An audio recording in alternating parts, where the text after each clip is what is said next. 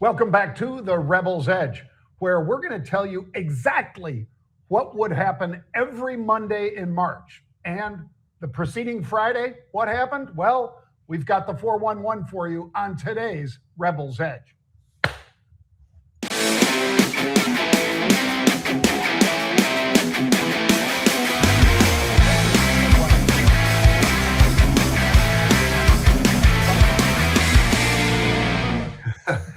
Hey, folks, welcome back.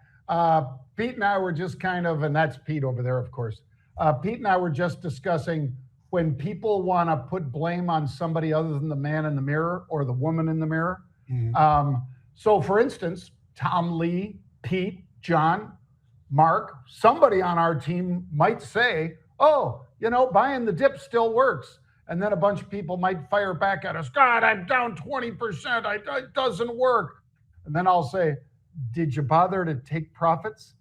Because folks, every single Monday, except the one right at the beginning of the war, and we understand that because it was a surprise, happened on a Saturday. So except for that Monday, every single Monday's been up and every single Friday's been down. So I know some of you are smart enough that you don't need this explainer, but I'm going to do it anyway. So if the market's down 2% on Friday and it's up 1% on Monday, if you bought it on Friday, buy the dip, and sold it on Monday, how the F didn't you make money? Unless you had no discipline on your profit taking, not just your loss making, folks. If you had no discipline on the profit side, I can't help you. I can't, neither can he. I mean, that's just this cold, hard truth, Pete.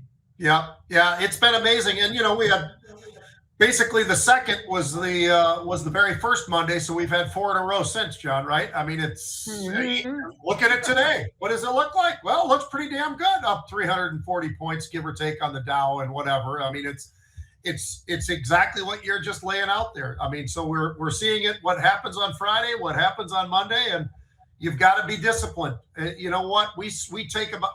That's got to be the thing we talk about the very most, John, at every conference you and I have ever done together, is talk about DDA. In other words, discipline dictates action, right? I mean, we say it all the time, and it's still true to this day, whether you're a market maker or whether you're somebody like all of us now sitting here, not on the floors of the exchanges.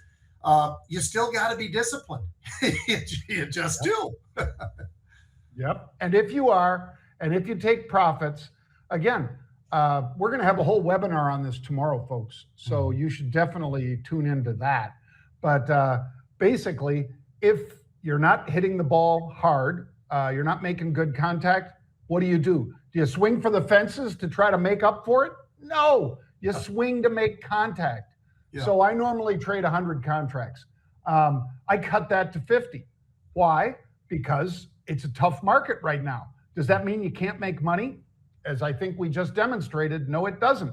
But you got to cut your losses and you have to take your profits because, like I said, 4 Mondays in a row up. So don't tell me buying the dip didn't work on Friday, folks. By the way, there is no Friday this week for trading. There's Good Friday, which means those of us who observe either Easter or Passover, that holiday closes the markets, all the way closed until the following Monday. So just be aware of that we'll probably see a little nervousness again on Thursday, though, instead of the Friday because of that. All right, Pete. I thought everybody might like to see this because one of my friends shot me this, and it was basically that the protection that people seek has been purchased in the smallest amount in over a decade. In other words, into this there you go, right there. Into this particular conflict, as you can see, we had the least amount. This is measuring everybody, folks. This is saying how many puts were bought in this and so forth. That's what they're measuring, what they're looking at. And the least amount of protection in the last several years. Was purchased prior to this. So what does that tell you? Does that tell you maybe that's why people get even more nervous on Friday, Pete? Yeah, it sure does seem that way, doesn't it? It's pretty interesting, John. From the macro side of things, from my perspective today, it's the weekend effect, right? The weekend effect being what is coming out from the White House, what are some of the things that are being talked about, discussed about, and everything else. We already know it's been pushed out to Friday and all the rest of it, right? So it's one of those things, or a little bit past Friday, I guess. It's the 6th, right? So interesting to see how that's been implemented. And the president talking about the end of operations in Iran and all the rest of it. I think that he's pretty serious about this, and it's going to be interesting to see, because as we're watching it today, the movement that we are seeing, at least early on, was everything was up. Now it's a little bit different, but the Dow continues to have a very strong start to the day, and the S&P as well. NASDAQ a little bit dragging, but the Dow and the S&P certainly are saying a lot about what this market's looking at right now from a macro perspective and from what the president has laid out. Well, what do you got as far as vol? Obviously, the sell-offs on Fridays push vol up, and Monday we come down. How much did we come down, Pete? Yeah, we've come down decent, John. I mean, it's not huge, although percentage-wise, yeah, it's down 3.5% or so. We were up and well over 30, and now here we are back down just underneath 30. So 3.5% or so, a little bit of a push. Interesting to watch and see how that plays out. Oh, by the way, crude oil, If you take a look at crude, John, and then you look at the VIX, that Contra thing is happening at a pretty decent, daily deal. And I'll tell you what, looking at crude up another 1%, it's been a little bit, 101, 102, 103, something like that, and then pull back and moving around. Something I think everybody needs to keep an eye on, because certainly that is one of the biggest indicators about where the volatility index is going to be. True. Well, let's hit Kalshi, Pete, because on the prediction side of things, wow, you can only imagine how wildly things swung in that Duke-UConn game, folks. And we've got some highlights for you. But as you can see, now that we know who the Final Four are, Michigan and Arizona are still very high up in the rankings there, Pete. And Illinois and so forth are significantly lower. But boy, there's been some just exciting games like crazy. And if you wanted to bet on Illinois to go all the way through, wow, you'd get 82 cents on the dollar for every 18 cents that you bid, if indeed they were able to pull that off. Those are pretty good odds, but neither are the odds bad for Arizona or Michigan, Pete, because obviously, 66% or 66 cents you'd win for every 34 cents you bet if either of those teams ended up being the champion next Monday, by the way. Very interesting. Yeah, it is. And I'll tell you what, probably one of the most fun tournaments that I can almost remember, John, going back in time. Just some of the moves here and there. Now, granted, a lot of the teams that were expected to be there are kind of there, I guess. When you've got two number ones, a number two, and a number three, I'd say that that's pretty good.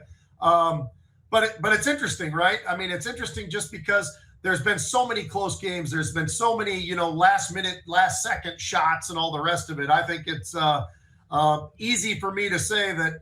And by the way, the dominance of the Big Ten does stand out as well. But anyway, all of that being said, it's been really fun, and we'll talk about a little bit more about it on sports. But the fact that the teams that are there right now, I think you and I will have to discuss a little bit more, and maybe that'll change a little bit on Kalshi.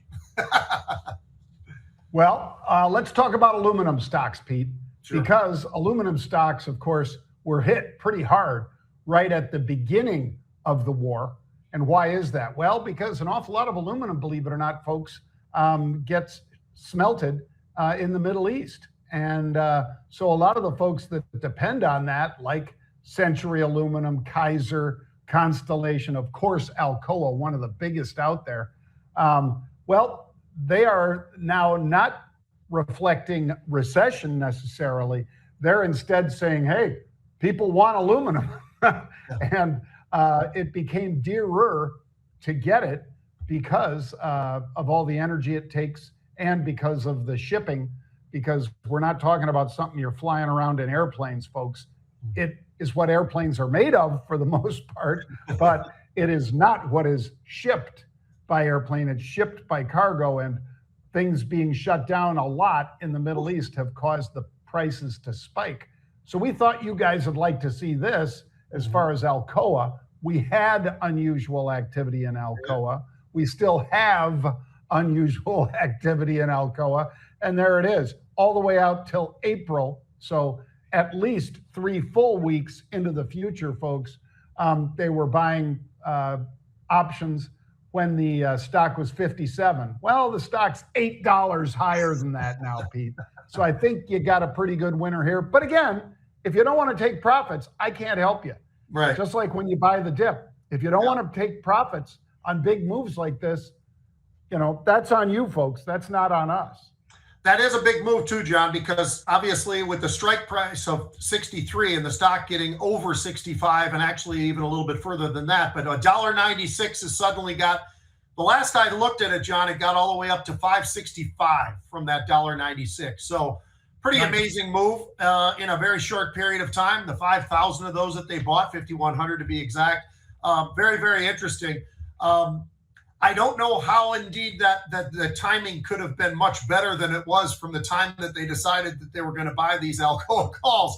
But the damage that has been done for the production side of it, like you were just discussing, John, is a big enough deal that certainly that's going to make things go up a little bit faster, right? So whether it's, Century Aluminum or Alcoa or, go through all those different companies, you've got some names that are going to be moving to the upside because of that. So interesting to see how that goes. I love the fact that the UOA, the timing of it was absolutely extraordinary, quite honestly. But you know what? I think they bought enough time that they were figuring, well, before the mid part of April, we're going to see some sort of a move. And boy, they got it a lot quicker probably than they would have expected. But to your point, you better be disciplined, because that is what this game is all about, right? You're playing it for all the right reasons. And there are times where you've got to discipline, use the discipline to take some off. And if you're not going to do that, it's going to make it a lot tougher as you're trying to trade in the options world, because there are so many factors that go into it. But one of them that makes the most sense to me is you've got to have a disciplined way of looking at it, whether it's good or bad. If it's gone the wrong way, got to cut them. If it's gone the right way, you want to take some off. So that's, we've been saying that for I don't know how many years, John, but it's been true for all those years. Yeah. And I've seen lots of people at the tables in Vegas, Pete, turn a big winning night into a big losing night, including great gamblers. Now, I haven't ever sat at the table with Dana White, but I understand, and understandably for several reasons. One, he's in the high roller room. I'm not. Because I'm not playing 50,000 a hand and that kind of stuff. Just not my thing. But Dana's damn good at it. And even he has seen big winners turn into losers. And he wakes up the next day and goes, how many million did I lose last night? And this is him admitting it. This is not me outing him or anything. Right. But he's a great gambler. And that's the way gamblers' ruin hits you, folks. If you don't pull money off the table on the winners, we will all have enough losers throughout our lifetime of trading. You just won't be at the tables very long if that's how you play. Yeah. All right, Pete, let's talk about LASR, because this one, basically it's semiconductors, and this is a high growth semiconductor. It's called Nlight, but the symbol is LASR. It's down about 12%, hit an all-time high just last week, Pete, $73. Where is that one today? More like 56. So I think it's kind of a poster child for, okay, you had a huge winner. Did you pull some off the table, or did you just sit there and let it run?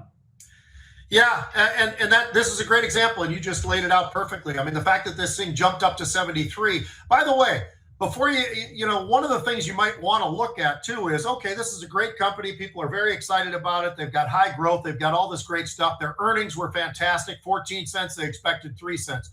The revenue was at record highs, blah, blah, blah. It was up 66% year over year, 87% for aerospace and defense and all the rest of it. That's all good, right? I mean, fantastic. The PE for the stock, even now, John, the price for earnings is 200. It's actually over 200. But that should give you a little bit of an idea that, you know what, this thing could be kind of volatile. There might be folks that are going to take some off, and it looks like they have, because its stock has gone from 73 all the way to 55. And this is all on the backdrop of what looked like some pretty unbelievably good numbers. So did it pop? Yep, it did. And if you got rid of some of it and you use that discipline, fantastic. But if you're still sitting on there and you're looking at it now going, wow, you know, I really had this thing right and now it's wrong. Well, that's why the discipline takes the reason that you need to be in there. So it is interesting. I like this company. I like what they're doing. I love the growth. All of it looks fantastic. But there's going to be times where these things do pull back, when people are going to take a little bit of some of that off, which is the smart thing to do. And I think that there's probably a lot of guys kicking themselves that didn't hit it. Not even at the all-time, not at 73 even. How about 70? How about 65 even? But here it is now, trading down, like you said, 12, 13%. It's trading closer to 55, right? So you might want to have looked at how you did that before, and then let's not do that again. Well, let's talk about Sysco, Pete, and not the high-tech Sysco. I'm sure they employ some high-tech, but this is the food service, SYSCO, or SYY is the symbol, but you've probably seen their trucks, folks, because if you've seen a restaurant getting food shipped to it, these aren't the ones that are stopping at the Publix store or at the Domino's or Dominic's or whatever. These are the ones that are feeding the restaurant trade. And they just did a big acquisition, but this big acquisition is going to carry an awful lot of debt, $21 billion in new debt. Mm-hmm. So it seems people are a little nervous about that, Pete, and who could blame them? If debt financing comes down, that's really good for them, just like for any of us that want to refinance our mortgage. But if you don't, this is some pretty expensive debt they're taking on to take out a Jetro Restaurant Depot, one of those places, Pete, that your broadcast pal Tom Howe used to like to go to get large quantities of whatever it might be, eggs or noodles or whatever. Well, you know, that they did pause their share buybacks. They're doing what they can, John, from the standpoint. I mean, this is an acquisition that they obviously thought made a heck of a lot of sense. Is it going to cost a lot? Sure it is. We're talking about $29 billion. And this is those are some real numbers that we're looking at here. They did reaffirm the 2026 guidance that they've got. So from the standpoint of funding and everything else, it looks like there's some people out there that have a little bit of concerns about this, understandably so. This is a huge number, but this is also something that I think fits pretty well for Sysco. So I probably wouldn't be quite as nervous about this as it looks like some folks are that are hitting the aisles and trying to hit that stock down the way it is, down what, 11, 12%, something like that. But they've got a good margins. They've got a lot of things going in the right direction. And like I say, as they've decided to pause on these buybacks, that gives them a little bit more cash on hand to be able to do some things. So I think that they're going to be able to roll it up and be a part of themselves pretty easily for the most part. But it's still going to be stressful early on, I think, for the first couple of years on this. Well, then we'll wind it up, folks, with Sigma Lithium. Now, we all know that lithium is one of the necessary inputs for anybody doing EVs. And it's also for a lot of missiles and things like that. So there's demand like crazy for lithium. And SGML basically told us how they're doing, which is pretty much knocking the cover off the ball. Now, this stock, Pete, in November was under $5. Just a little bit ago, Sigma Lithium traded 16 or 17 bucks, Pete.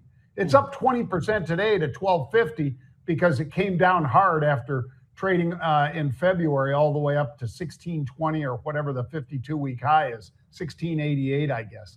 But this one, the numbers are pretty impressive, and they don't show a slowing at all of the demand for lithium.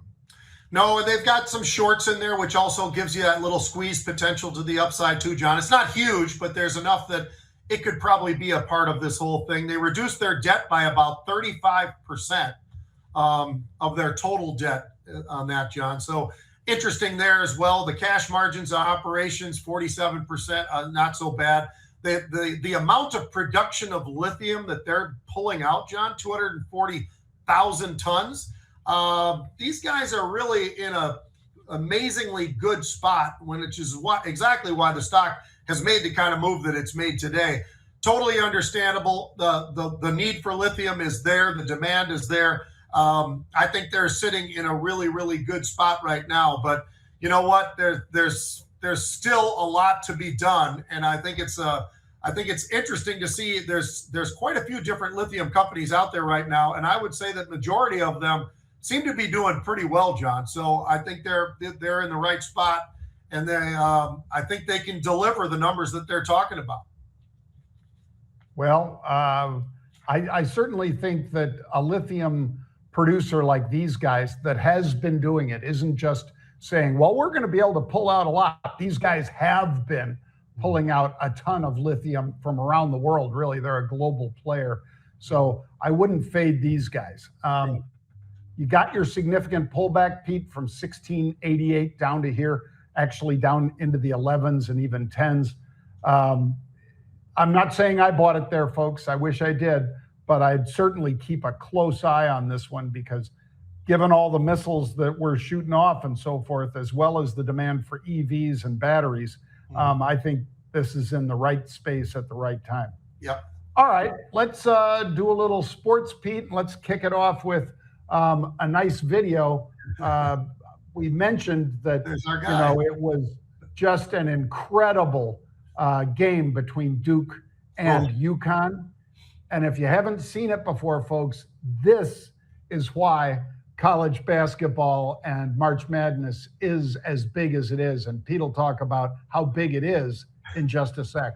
But let's watch our friend do the video, Pete. Yep. You just witnessed the worst collapse in March Madness history. I want you to keep in mind that Duke led this game by as many as 19 points late in the first half. And at that very moment, they had a 96% chance to win the game. Then they led by 15 at halftime. And in the history of the NCAA tournament, which dates all the way back to 1939, a number one seed had been 134-0 when they led by 15 or more at the half. And by the way, if you like elite sports content like this, make sure you're following. With under a minute to go, now UConn was only down 4. And when Alex Caravan, who hadn't hit a 3-all game, buries this tray, you're thinking the impossible could actually happen. But then after a Cam Boozer bucket, UConn would only split 2 free throws, and the lead was still 2 with just 10 seconds left. And at this point, Duke was thinking, we're good, right? Because now UConn was going to need to foul. And Duke knew the only thing they couldn't do here was turn the ball over. 72-70, 10 seconds to go.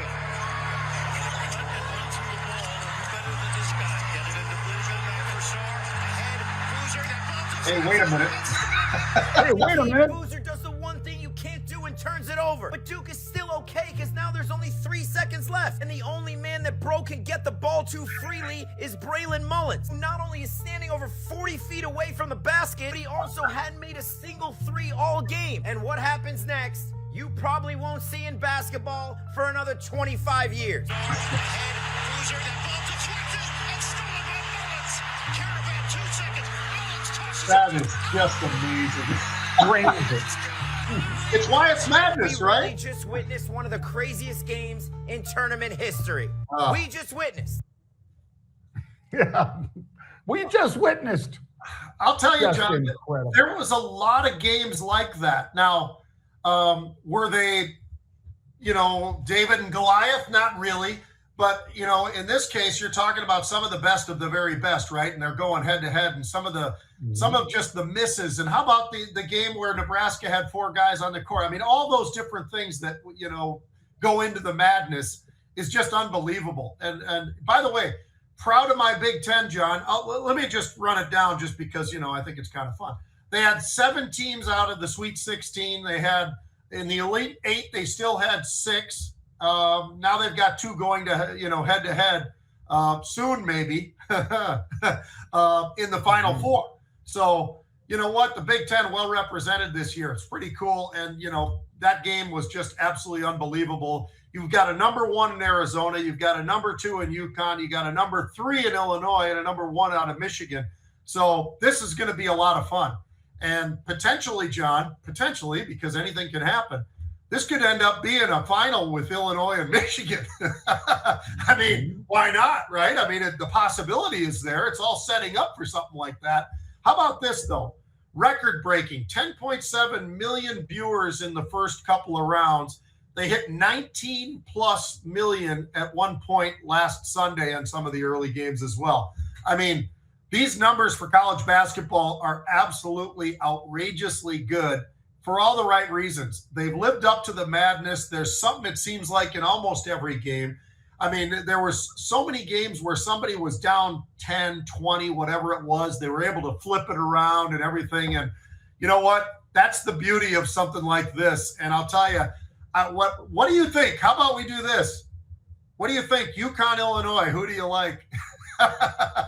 We'll do both games. I guess you got to go with UConn, Pete, because the program has been there. Yeah. Illinois basketball is great, but they haven't been there at this for a long time.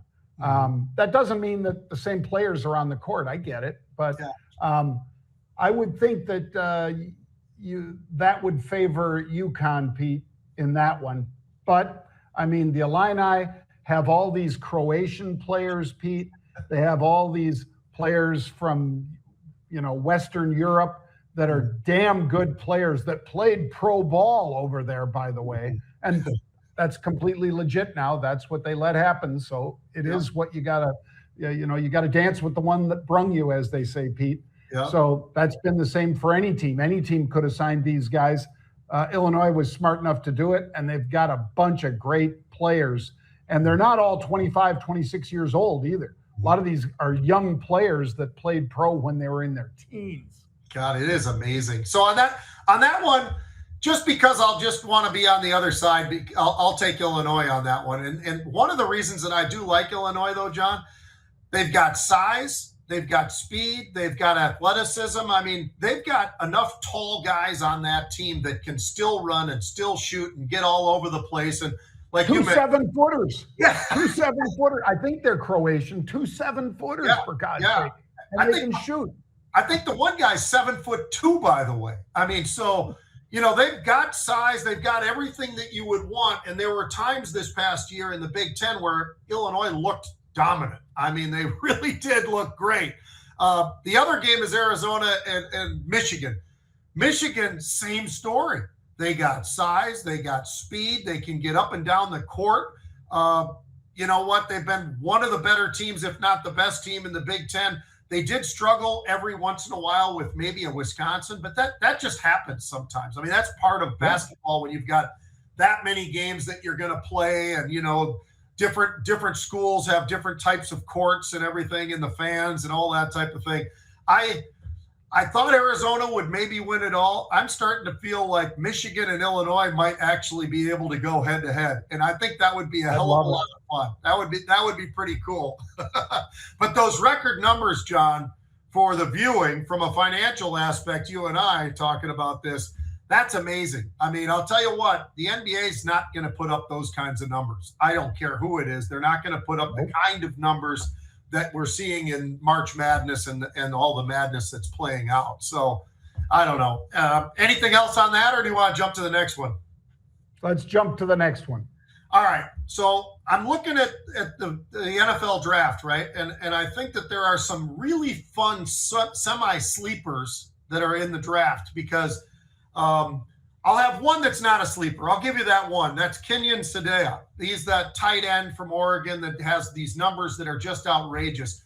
The one thing that I don't really like about him, John, and it's not a negative about him necessarily, but he didn't stand out so much during games. Now, his numbers at the combine are absolutely outrageous, right? I mean, he ran a 4.39 40 at 240 pounds, 6'3". He has 43.5-inch vertical. All those numbers, I think they're great.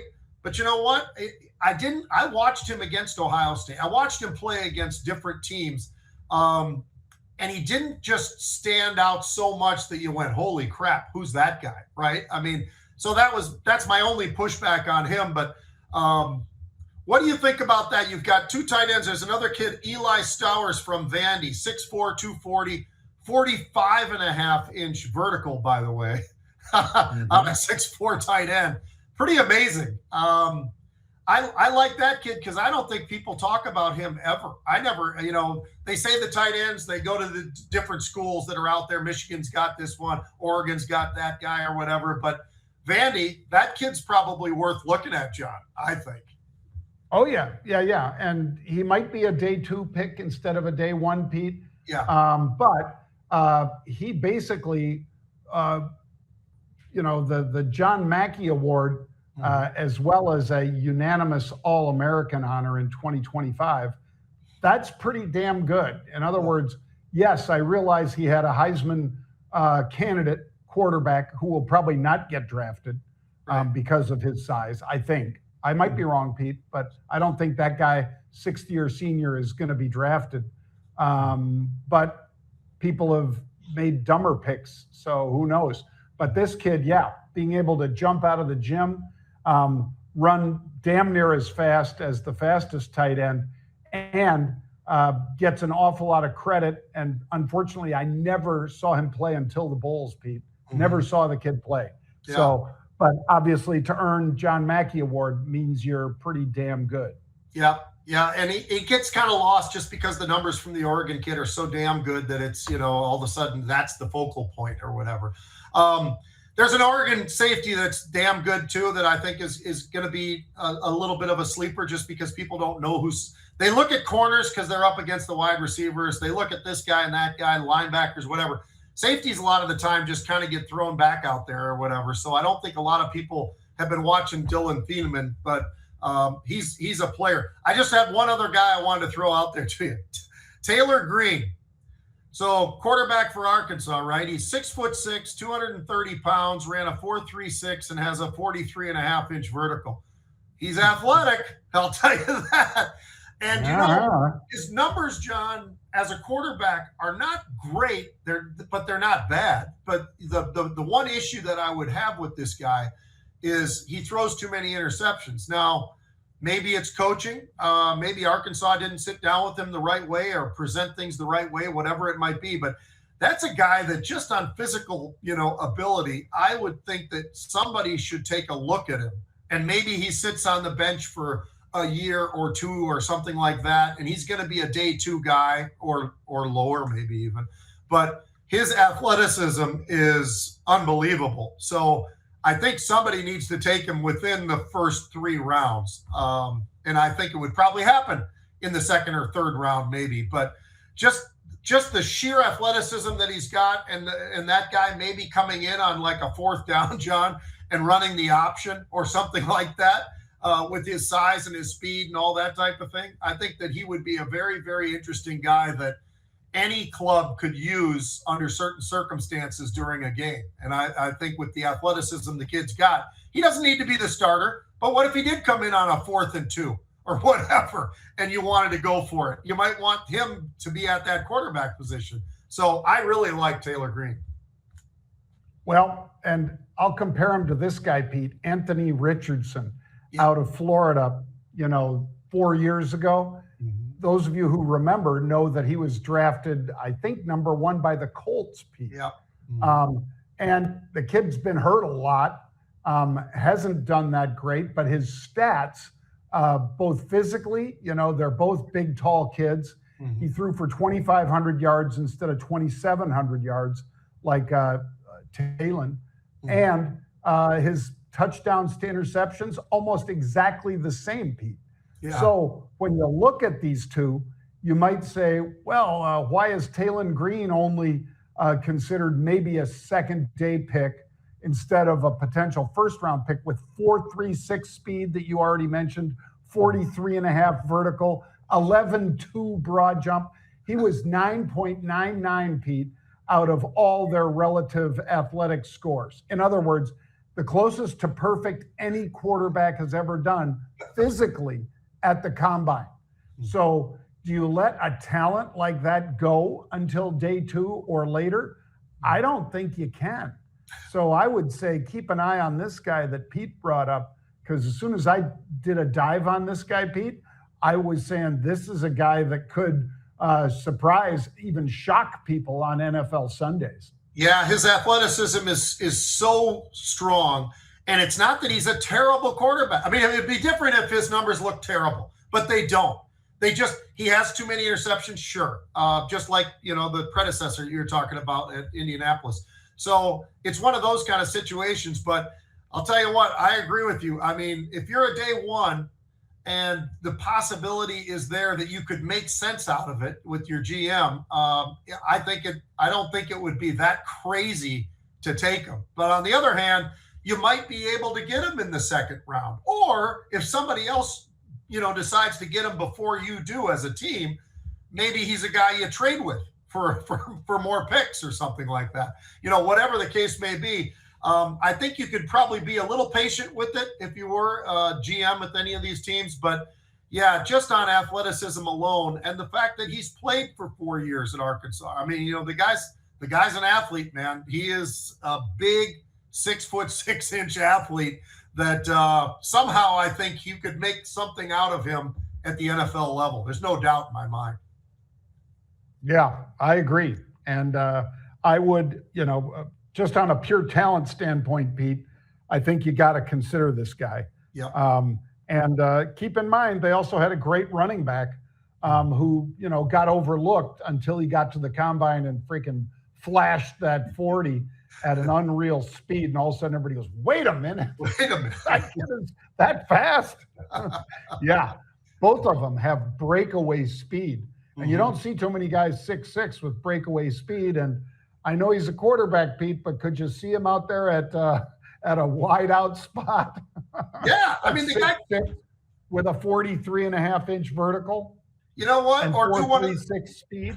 Or do one of those fun things, John, where you have him and the other quarterback, the starter, out there on the field at the same time. Maybe they're back in the pocket at the same time, and you snap it to one or the other. I mean, there's a lot of things that you could do creatively that would be pretty cool because of the athleticism that the kid has. And by the way, going back to Indianapolis, they have not used that quarterback properly. They haven't. They just, they gave him a shot here and there. It didn't really work very well. But you know what? Use his athleticism, for God's sakes. I mean, don't just sit him on the bench. Use the athleticism, whatever that means. Whether he turns into a running back on a play or a tight end or a wide receiver, whatever. But it's going to scare the guy trying to cover him, I can tell you that. Oh, yeah. Well, thanks for joining us, folks. We bring you a little sports every day.